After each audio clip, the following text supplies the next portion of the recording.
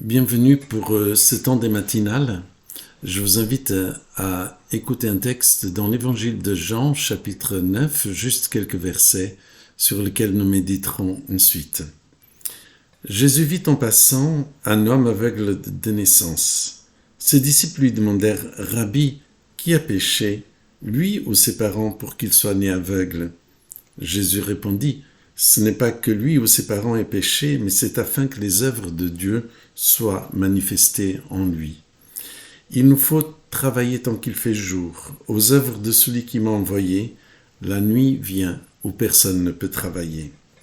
Pendant que je suis dans le monde, je suis la lumière du monde. » Après avoir dit cela, il cracha par terre et fit de la boue avec sa salive, puis il appliqua cette boue sur les yeux de l'aveugle. Il lui dit « Va te laver au réservoir de Siloé », ce qui se traduit par « envoyer ». Il y alla, se lava, et quand il revint, il voyait.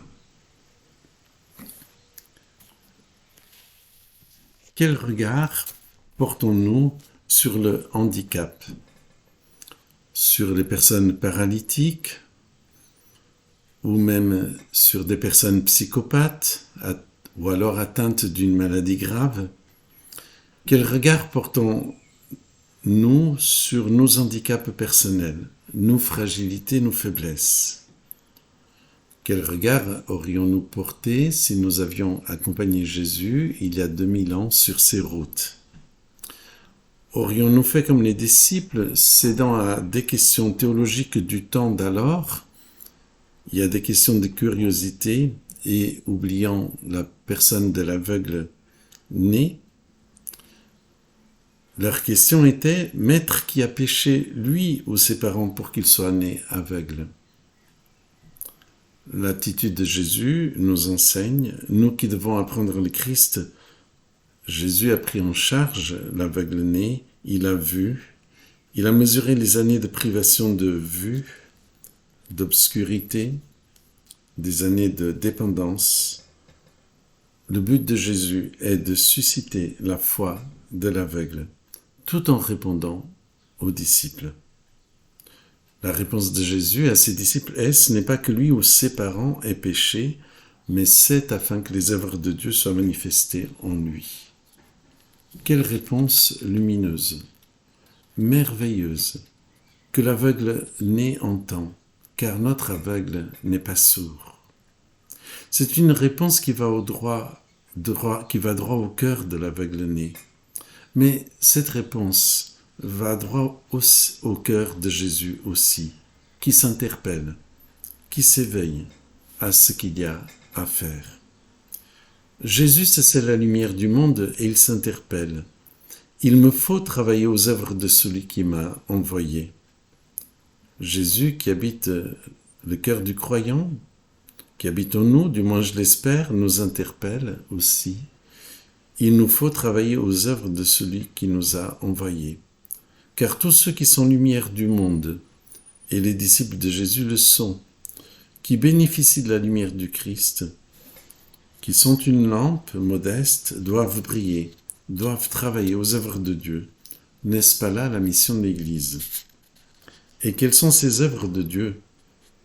L'œuvre que Dieu fait, car Dieu travaille.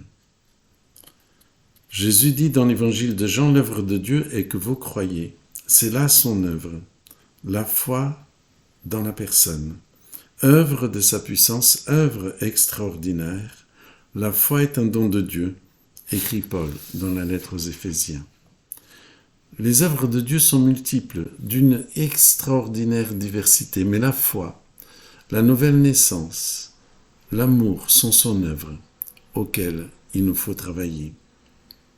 Considérant la suite du texte, nous voyons Jésus s'abaisser, faire de la boue, poser cela sur les yeux de l'aveugle, puis recommander à l'aveugle d'aller se laver au réservoir de Siloé. Cet homme s'en va, seul probablement, titubant, descendant au réservoir, dont les eaux sont si modestes, dont les eaux ont été méprisées par Israël. Mais l'aveugle, lui, il y va. Jésus se limite, il envoie. Il envoie à la source de Dieu, puis l'aveugle y va. Peut-être s'immerge-t-il dans l'eau, il se lave, et chose extraordinaire, il voit. Il voit les couleurs, les formes, les mouvements.